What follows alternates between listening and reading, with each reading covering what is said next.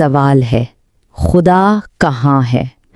کیا وہ کوئی ناقابل تصور حد تک دور، آسمانوں سے بھی پرے ہیں، یا پھر ہماری شہرک سے بھی زیادہ قریب؟ قدیم یہودی فلسفے کے دل میں یہی ایک گہرا تضاد ہے، ایک ایسی زبردست کشمکش جو آج بھی ہماری روحانی زندگی پر اثر ڈالتی ہے۔ آئیے اس دلچسپ فلسفے کی گہرائی میں اترتے ہیں۔ اچھا، تو اس فلسفے کی تہہ تک پہنچنے کے لیے ہمیں ایک بہت بنیادی سوال سے شروع کرنا ہوگا، ایک ایسا سوال جو خدا کے بارے میں ہمارے سارے تصورات کو ہلا کے رکھ دیتا ہے۔ اور سوال یہ ہے، کیا خدا ایک لامحدود، بہت دور اور ہیبت ناک ہستی ہے، یا پھر وہ ایک ایسی ذات ہے جو ہمارے بالکل قریب، ہمارے ساتھ ہی موجود ہے؟ یہی وہ بنیادی سوال ہے جس پر قدیم یہودی فکر کی پوری عمارت کھڑی ہے۔ تو اس الہی کشمکش کو سمجھنے کے لیے دو بڑے طاقتور اور ایک دوسرے سے بالکل مختلف تصورات ہیں۔ یہی وہ دو قوتیں ہیں جو اس پورے فلسفے کو آپ کہہ لیں کہ متحرک رکھتی ہیں۔ ایک طرف ہے قدوسیت یعنی قدوشہ، اور دوسری طرف ہے جلال یعنی کاوود۔ پہلے قدوسیت کو سمجھتے ہیں۔ یہ خدا کی برتری کا تصور ہے، اس کی دوری کا، اس ہیبت کا جو انسان کو اپنی چھوٹی سی حقیقت کا احساس دلاتی ہے۔ مطلب خدا ہر چیز سے الگ ہے، بہت بلند ہے۔ اور اب دوسری طرف دیکھیے کاوود کو، یہ خدا کے قرب کا، اس کی موجودگی اور محبت کا تصور ہے۔ یہ وہ خیال ہے کہ خدا ہماری اس دنیا میں ہمارے اندر بستا ہے۔ اچھا، تو یہ تو ہو گئے نظریات۔ اب ذرا دیکھتے ہیں کہ قدوسیت اور جلال کے بیچ یہ جو کھینچا تانی ہے، یہ پیغمبروں کی تعلیمات اور مذہبی نظریات میں عملی طور پر کیسے نظر آتی تھی؟ قدوسیت یعنی خدا کی دوری کا جو تصور ہے، اسے نبی یسیع کے اس قول میں محسوس کریں: انسان پر بھروسہ کرنے سے باز رہو جس کی سانس اس کے نتنوں میں ہے، کیونکہ اس کی کیا حیثیت ہے؟ یہاں دیکھیں، انسان کی کمزوری اور خدا کی لامحدود عظمت کے درمیان ایک گہری خلیج پر زور دیا گیا ہے۔ یہی کہ دوشہ کا جوہر ہے۔ اور اب اس کے بالکل الٹ دوسرا تصور دیکھیے، زبور کے اس قول میں آسمان خدا کے جلال کا اعلان کرتے ہیں۔ یہاں خدا کوئی دور دراز ہستی نہیں ہے، بلکہ اس کا جلال، اس کا قوود پوری کائنات میں ظاہر ہو رہا ہے اور ہمارے بالکل سامنے موجود ہے۔ یہ کشمکش فرشتوں کے تصور میں تو بہت ہی واضح ہو جاتی ہے۔ کاوود کا نظریہ جو خدا کے قریب ہونے پر زور دیتا ہے، وہ فرشتوں کو خدا کے ظہور کی ایک شکل کے طور پر قبول کرتا ہے کہ خدا ان کے ذریعے ظاہر ہوتا ہے۔ لیکن قدوشہ کا نظریہ جو خدا کی برتری اور دوری پر قائم ہے، وہ اس پر سوال اٹھاتا ہے، بھئی کیا فرشتوں کا انسانی شکل میں آنا خدا اور انسان کے درمیان وہ جو مقدس فاصلہ ہے، اسے کم نہیں کر دیتا؟ اس عبرانی فکر کی انفرادیت کو اور بہتر سمجھنے کے لیے آئیے اس کا موازنہ ایک بالکل ہی الگ دنیا سے کرتے ہیں، اور وہ ہے قدیم یونان کا فلسفہ۔ ان دو دنیاؤں میں فرق زمین آسمان کا ہے۔ عبرانی فکر میں خدا ایک فعال، ایک جلانے والی آگ جیسا ہے جو ہر معاملے میں شامل ہے، جبکہ یونانی فکر کا خدا ایک غیر فعال مفکر ہے۔ عبرانی انصاف ایک شدید جذبہ ہے، جبکہ یونانی انصاف ایک سوچا سمجھا متوازن حساب کتاب۔ ایک طرف فرد اور عمل پر زور ہے تو دوسری طرف ریاست اور خالص سوچ بچار پر۔ یہ سمجھے کہ جذبے اور منطق کا ٹکراؤ ہے۔ اور یہودا حلوی کا یہ قول تو اس پورے موازنے کو ایک جملے میں ہی سمیٹ دیتا ہے۔ ابراہیم کے خدا اور ارسطو کے خدا کے درمیان فرق دیکھو۔ یہ صرف دو تصورات کا فرق نہیں ہے، بلکہ یہ ایمان اور عقل، جذبے اور منطق کی دو بالکل الگ الگ کائناتوں کا فرق ہے۔ تو ہم نے قدسیت اور جلال کی کشمکش دیکھی اور عبرانی اور یونانی فکر کا فرق بھی سمجھا، لیکن اس سب کا نچوڑ کیا ہے؟ نچوڑ یہ ہے کہ اس فلسفے میں منزل کوئی پرسکون حل نہیں ہے، بلکہ یہ کشمکش بذات خود مقصد ہے، اور یہی بات اسے ہمارے آج کے دور کے لیے بہت اہم بناتی ہے۔ یہاں مقصد سکون یا ہم آنگی تک پہنچنا نہیں، بلکہ اس تخلیقی تناؤ کو زندہ رکھنا ہے۔ قدوسیت اور جلال کے درمیان یہ جو مسلسل کھینچاتانی ہے، یہی عبرانی فکر کی روح ہے۔ اسے حل نہیں کرنا، بلکہ اسی میں جینا ہے۔ اور یہ اقتباس اس قدیم فلسفے کو سیدھا ہمارے آج کے تجربے سے جوڑتا ہے۔ سوال یہ ہے، اور کیا یہ ہمارے زمانے کی گہری بھوک نہیں ہے، یا یوں کہیں کہ بھوک کے لیے بھوک، لامحدود کچھ لامحدود کی تلاش؟ ہر عظیم فکری روایت کے دل میں نہ کوئی بنیادی سوال یا ایک تناؤ ہوتا ہے جو اسے آگے بڑھاتا ہے۔ قدیم یہودی فلسفے کے لیے یہ تناؤ دو بہت طاقتور اور ایک دوسرے سے بالکل مختلف تصورات کے درمیان ہے۔ تو چلیں مل کر اس دلچسپ کشمکش کی گہرائیوں کو سمجھتے ہیں جس نے صدیوں تک یہودی فکر کی تشکیل کی ہے۔ اب یہ سوال صرف کوئی کتابی بات نہیں ہے، یہ تو انسانی تجربے کے عین مرکز میں موجود ایک تضاد ہے کہ بھئی ہم ایک ایسے خدا پر کیسے یقین کریں جو کائنات سے بھی بڑا اور ہماری سمجھ سے باہر ہے، لیکن ساتھ ہی وہ ہماری دعائیں بھی سنتا ہے اور ہماری زندگیوں میں موجود بھی ہے۔ یہی وہ بنیادی گتھی ہے جس نے قدیم یہودی مفکرین کو صدیوں تک الجھائے رکھا۔ اور یہ صرف کوئی خیالی باتیں نہیں تھیں جو کتابوں میں لکھ دی گئیں، یہ تو دو جیتی جاگتی ایک دوسرے کی مخالف قوتیں تھیں جو آپس میں ٹکرا رہی تھیں، اور ان کے ٹکرانے سے صرف مذہبی بحثیں نہیں ہوئیں بلکہ اس نے قوموں کی قسمت، قوانین کی شکل اور تاریخ کا رخ تک بدل دیا۔ یہ ایک اصلی ڈرامہ تھا جو فلسفے اور مذہب کے سٹیج پر کھیلا جا رہا تھا۔ تو چلیں اب اس بڑے ڈرامے کے دو مین کیریکٹر سے ملتے ہیں۔ ایک طرف ہے قداست یا قدوشیا، جو خدا کی اس فطرت کی نمائندگی کرتا ہے جو ہماری پہنچ سے بہت دور اور ناقابل فہم ہے، اور دوسری طرف ہے جلال یا قاوود، جو خدا کی موجودگی اور اس کے قریب ہونے کے احساس کو ظاہر کرتا ہے۔ یہی وہ دو تصورات ہیں جو اس پوری کہانی کو چلاتے ہیں۔ تو یہاں آپ دیکھیں دو بالکل الگ الگ دنیائیں ٹکرا رہی ہیں۔ ایک طرف تو قدوسیہ کا تصور ہے جو ہمیں ایک ایسے خدا کی طرف لے جاتا ہے جو اتنا عظیم اور پاک ہے کہ وہ ہماری دنیا سے بالکل الگ اور بہت دور ہے، یہ ہمیں عاجزی سکھاتا ہے۔ اور دوسری طرف قاوود کی طرف ہے جو خدا کو اپنے قریب، اپنی عبادت گاہوں میں، اپنی زندگیوں میں محسوس کرنا چاہتی ہے۔ یہ قربت اور محبت کی خواہش ہے۔ تو ایک طرف دوری کا احترام ہے اور دوسری طرف نزدیکی کی پیاس۔ یہ آیت قدسیہ کے پورے خیال کو آپ سمجھیں ایک ہی جملے میں بیان کر دیتی ہے کہ جب ہم خدا کی لامحدود عظمت کے سامنے کھڑے ہوتے ہیں تو ہماری اپنی حیثیت اور اہمیت کتنی چھوٹی ہو جاتی ہے۔ یہ ایک بہت گہرا احساس ہے جو ہمیں ہماری حدود یاد دلاتا ہے اور ہمیں عاجزی کی طرف لے جاتا ہے۔ اور پھر اس کے بالکل الٹ یہ آیت قاوود کی روح کو بیان کرتی ہے۔ یہ خدا سے دوری نہیں بلکہ اس کے گھر، اس کی موجودگی سے محبت کا اظہار ہے۔ یہ وہ گہری انسانی خواہش ہے کہ خدا صرف آسمانوں میں نہ ہو بلکہ ہمارے بیچ، ہماری دنیا میں بھی موجود ہو اور ہم اسے محسوس کر سکیں۔ اچھا، تو یہ دونوں خیالات کبھی ایک جگہ رکے نہیں رہے، وہ ہمیشہ ایک دوسرے سے کشمکش میں رہے۔ اب ہم یہ دیکھیں گے کہ تاریخ کے مختلف دوروں میں یہ فلسفیانہ پینڈولم کیسے ایک نظریے سے دوسرے نظریے کی طرف جاتا رہا اور اس نے یہودی فکر کو کیسے ہمیشہ حرکت میں رکھا۔ یہاں ہم دیکھ سکتے ہیں کہ عبرانی فکر کی تاریخ ایک پینڈولم کی طرح ان دو نظریات کے بیچ چلتی رہی۔ پہلے کامن ویلتھ کے دور میں کیا ہوا؟ زور قداست سے ہٹ کر جلال کی طرف چلا گیا، یعنی خدا کی موجودگی پر زیادہ توجہ دی جانے لگی۔ پھر دوسرے کامن ویلتھ میں یہ پینڈولم واپس قداست کی طرف گھوم گیا، یعنی خدا کی ماورائیت پر زور بڑھ گیا۔ یہ ایک مسلسل متحرک کشمکش تھی جس نے اس فکر کو ہمیشہ زندہ رکھا۔ تو اس پورے تاریخی سفر سے پتہ کیا چلتا ہے؟ یہی کہ یہودی فکر کی ترقی کوئی سیدھی سڑک نہیں تھی، بلکہ اس کی اصل خوبصورتی اور تخلیقی طاقت اسی مسلسل تناؤ میں چھپی ہوئی ہے۔ یہ دو طاقتور نظریات کے درمیان ایک کبھی نہ ختم ہونے والا رقص ہے، اور یہی رقص اسے زندہ رکھتا ہے۔ اچھا، ابھی تک تو ہم نے ذرا ایبسٹریکٹزم کی باتیں کی، لیکن اس ساری کشمکش کا سب سے اہم نتیجہ شاید اس کا عملی پہلو ہے۔ چلیں اب دیکھتے ہیں کہ اس بظاہر تجریدی کشمکش نے کس طرح ایک بہت ہی منفرد، طاقتور اور عملی اخلاقی نظام کو جنم دیا جس نے دنیا پر گہرے اثرات ڈالے۔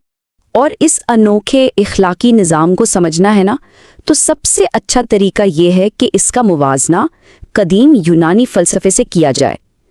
یونانی فکر کی بنیاد منطق، توازن اور ہم آہنگی جیسے اصولوں پر تھی، جو عبرانی فکر کے جذبے اور تناؤ سے بالکل الگ تھے۔ دیکھیں، یونانیوں کے لیے انصاف کیا تھا؟ وہ ایک خوبصورت تراشے ہوئے مجسمے کی طرح تھا۔ ہر چیز متوازن، ہر حصہ اپنی صحیح جگہ پر، بالکل بیلنسڈ۔ یہ ایک پرسکون، منطقی اور آہنگ کیفیت تھی، جہاں کوئی شدت یا بے چینی نہیں تھی، بس خالص عقلی توازن۔ اور اب اس ٹھنڈے پرسکون مجسمے کے بالکل برعکس ذرا عبرانی انصاف کی تصویر دیکھیں۔ یہ کوئی ٹھنڈی منطق نہیں، بلکہ ایک جلتی ہوئی آگ ہے۔ یہ ایک بے چین، پرجوش اور لامحدود شعلہ ہے جو کبھی مطمئن نہیں ہوتا۔ یہ سمجھوتا نہیں کرتا، یہ ہمیشہ مزید انصاف، مزید سچائی مانگتا۔ تو یہ فرق بالکل صاف ہو جاتا ہے۔ ایک طرف یونانی فکر ہے جس کا مقصد ہے خوشی، متوازن زندگی، جو عقل اور ہم آہنگی سے حاصل ہوتی ہے۔ اس کے برعکس بائبل کی اخلاقیات کا کوئی فائنل ڈیسٹینیشن نہیں ہے، بلکہ انصاف اور محبت کے لیے ایک نہ ختم ہونے والی جدوجہد ہے۔ یہاں جذبہ عقل پر حاوی ہے اور توجہ ریاست پر نہیں، بلکہ ایک ایک فرد کے ذاتی اخلاقی کردار پر ہے۔ یہ قدشہ اور کاوود کے بیچ لامتنازع تناؤ کا سیدھا سیدھا اخلاقی نتیجہ ہے۔ اور یہیں پر ان دونوں سوچ کے طریقوں کا سب سے بڑا فرق سامنے آتا ہے۔ یونانی نظام میں فرد ریاست کی مشینری کا ایک چھوٹا سا پرزہ تھا۔ اس کی اہمیت پورے معاشرے کی بھلائی کے حوالے سے تھی، لیکن عبرانی اخلاقیات میں ہر فرد خود ایک پوری اخلاقی کائنات کا مرکز ہے۔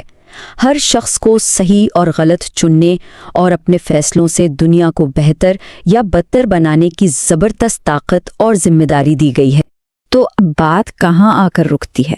بات یہ ہے کہ یہ جو بنیادی تناؤ تھا، یہ کشمکش، یہ کوئی خرابی یا کمزوری نہیں تھی، بلکہ یہی وہ چشمہ تھا جہاں سے اس روایت کی ساری فکری اور روحانی توانائی نکلتی تھی۔ یہ ایک ایسا انجن تھا جو اسے ہمیشہ حرکت میں رکھتا تھا۔ یہ ایک بہت ہی زبردست میٹافر ہے۔ سوچیں کہ جیسے کوئی سیارہ دو بڑے ستاروں کی کشش کے بیچ ایک بیضوی مدار میں گھومتا ہے، کبھی ایک کے قریب کبھی دوسرے کے۔ بالکل اسی طرح عبرانی فکر بھی قدوشہ یعنی خدا کی دوری اور کاوود یعنی خدا کی قربت کی مسلسل کشش کے تحت اپنا راستہ بناتی ہے۔ یہ کبھی ایک جگہ ٹھہرتی نہیں، بلکہ ہمیشہ ان دو عظیم طاقتوں کے درمیان حرکت میں رہتی ہے۔ یہ اقتباس تو جیسے اس پوری بحث کو سمیٹ دیتا ہے۔ جلال اور قداست کا یہ شدید تناؤ ہی دراصل عبرانی فکر کا جوہر ہے، اس کی سب سے بڑی خوبی ہے۔ یہ کوئی مسئلہ نہیں جسے حل کرنا ہے، بلکہ یہی وہ انجن ہے جو اسے منفرد اور لازوال بناتا ہے۔ تو یہاں سب سے ضروری بات سمجھنے کی یہ ہے کہ مقصد اس تضاد کو ختم کرنا یا کوئی بیچ کا راستہ نکالنا نہیں ہے، بلکہ اصل تخلیقی طاقت اور زرخیزی اسی غیر حل شدہ تناؤ میں ہی ہے۔ بالکل ویسے جیسے کھنچوئے تار سے موسیقی نکلتی ہے، اسی طرح اس فکری تناؤ سے نئے خیالات اور گہری بصیرت پیدا ہوتی ہے۔ اور یہ بات ہمیں آج کی دنیا کے بارے میں سوچنے پر مجبور کرتی ہے، ایک ایسی دنیا جو ہر مسئلے کا فوراً آسان اور صاف جواب چاہتی ہے۔ ایسے دور میں کیا اس قدیم حکمت سے کچھ سیکھا جا سکتا ہے؟ کیا ہم اپنی زندگیوں میں پیچیدگی اور تناؤ کو قبول کرنے کی اہمیت کو سمجھ سکتے ہیں؟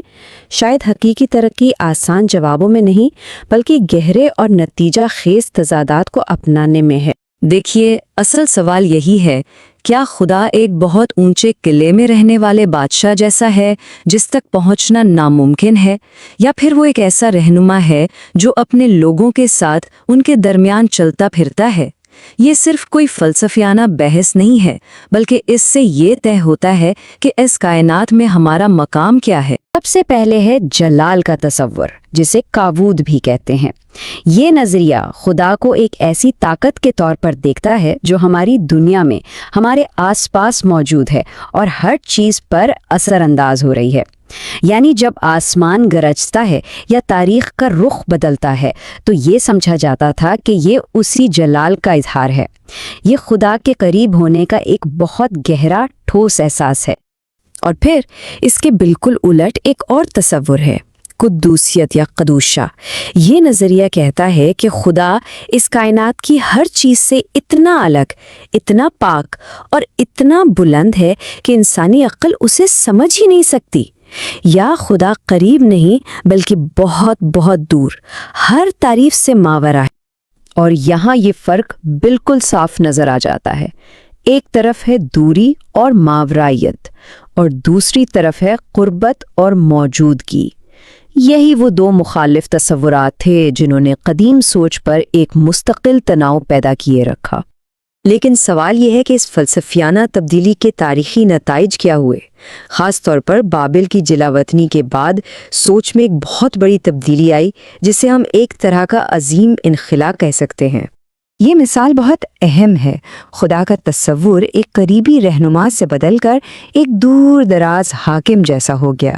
یہ صرف کوئی خیالی بات نہیں تھی، بلکہ اس تبدیلی نے انسان اور خدا کے رشتے کی پوری بنیاد ہی بدل کر رکھ دی۔ اور اس تبدیلی کا اثر ایک زنجیر کی طرح پھیلا۔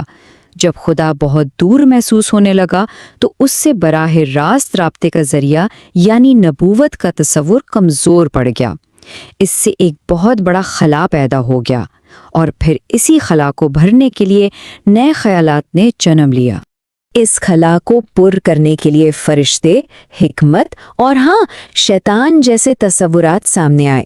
یہ سب وہ واسطے تھے جن کا کام یا تو انسانوں کو اس دور دراز خدا سے جوڑنا تھا یا پھر دنیا میں ہونے والی برائی اور تکلیف کی کوئی وضاحت پیش کرنا تھا۔ یہ جو الہی کشمکش تھی، یہ صرف کوئی کتابی بحث نہیں تھی، اس نے انسانی زندگی کے سب سے مشکل سوالوں کے جوابات پر بھی گہرا اثر ڈالا، جیسے کہ تکلیف کا مسئلہ۔ یہ ایک ایسا سوال ہے جو شاید ہر دور میں ہر انسان نے خود سے پوچھا ہے، اور اس زمانے میں اس کے جو جوابات دیے گئے وہ سیدھا سیدھا خدا کے تصور سے جڑے ہوئے تھے۔ تو یہاں ہمیں 3 الگ الگ جواب ملتے ہیں۔ زبور کی کتاب میں ایک امید نظر آتی ہے کہ خدا قریب ہے اور انصاف کرے گا، یہ جلال کا تصور ہے، جبکہ دوسری طرف واعظ کی کتاب میں مایوسی ہے کہ سب کچھ اتفاق ہے، اور ایوب کی کتاب میں پر اسراریت ہے کہ خدا کے منصوبے ہماری سمجھ سے باہر ہیں۔ یہ دونوں جواب قدوسیت کے تصور سے نکلتے ہیں، یعنی خدا بہت دور ہے۔ تو پھر اس صورتحال میں انسان کا رد عمل کیا تھا؟ اگر خدا اتنا دور ہے تو اس کے قریب پہنچنے کا راستہ کیا ہے؟ اس کا جواب اخلاقیات کی دنیا میں ڈھونڈا گیا۔ یعنی اخلاقیات صرف اچھے اور برے اصولوں کی فہرست نہیں تھیں، بلکہ یہ انسان اور خدا کے بیچ فاصلے کو کم کرنے کی ایک کوشش تھی۔ یہ ایک روحانی سفر تھا جس کا ہر قدم ایک اخلاقی قدر تھی۔ اس سیڑھی کا جو پہلا قدم تھا وہ تھا انصاف۔ یہ بالکل ریاضی کے فارمولے کی طرح ہے، غیر شخصی اور سب کے لیے برابر۔ یہ خدا کے اسی تصور کو ظاہر کرتا ہے جو دور ہے، ماورائی ہے اور غیر جانبدار ہے، یعنی قدوسیت۔ انصاف سے ایک قدم اوپر ہے رحم۔ رحم شخصی ہوتا ہے، یہ قوانین سے ہٹ کر انسان کو دیکھتا ہے۔ یہاں خدا کا جلال والا پہلو سامنے آتا ہے، یعنی وہ ذات جو رحم کرنے کے لیے قریب آتی ہے۔ اور اس سیڑھی کا سب سے اونچا درجہ ہے محبت کا۔ محبت میں انصاف بھی ہے، رحم بھی، لیکن یہ اس سے بھی آگے 2 ہستیوں کے بیچ ایک گہرے تعلق کا نام ہے۔ اسی مقام پر آ کر خدا کی دوری یعنی قدوسیت اور اس کی قربت یعنی جلال دونوں ایک ہو جاتے ہیں۔ اور یہاں قدوسیت کا مطلب تھوڑا بدل جاتا ہے۔ ایک اخلاقی قدر کے طور پر یہ کوئی منزل نہیں بلکہ خود سفر کا احساس ہے۔ یہ اس بات کا شعور ہے کہ ہم کبھی مکمل نہیں ہو سکتے اور خود کو بہتر بنانے کی کوشش ہمیشہ جاری رکھنی ہے۔ تو سوال یہ ہے کہ کیا یہ کشمکش کبھی ختم ہوئی؟ کیا کسی ایک نظریے کی جیت ہوئی؟ نہیں، حقیقت اس سے کہیں زیادہ دلچسپ ہے۔ یہ جملہ اس پوری بحث کا نچوڑ ہے۔ یہ کوئی رکا ہوا فلسفہ نہیں، بلکہ دو مخالف طاقتوں کے بیچ چلنے والا ایک متحرک، لامتناہی رقص ہے۔ تو اصل نقطہ یہ ہے کہ اس تضاد کو کبھی حل کیا ہی نہیں گیا، بلکہ یہی تناؤ، یہی کشمکش فلسفیانہ اور اخلاقی ترقی کا انجن بن گئی۔ خدا کے دور اور قریب ہونے کا احساس مسلسل ایک دوسرے سے ٹکراتا رہا، اور اسی ٹکراؤ سے نئی سوچ پیدا ہوتی رہی۔ اور آخر میں یہ قدیم فلسفیانہ جدوجہد ہمیں اپنے تجربات پر سوچنے پر مجبور کرتی ہے۔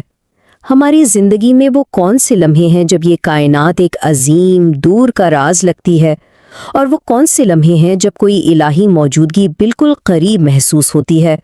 شاید یہی وہ لامتناہی رقص ہے جس میں ہم سب کسی نہ کسی طرح شریک ہیں۔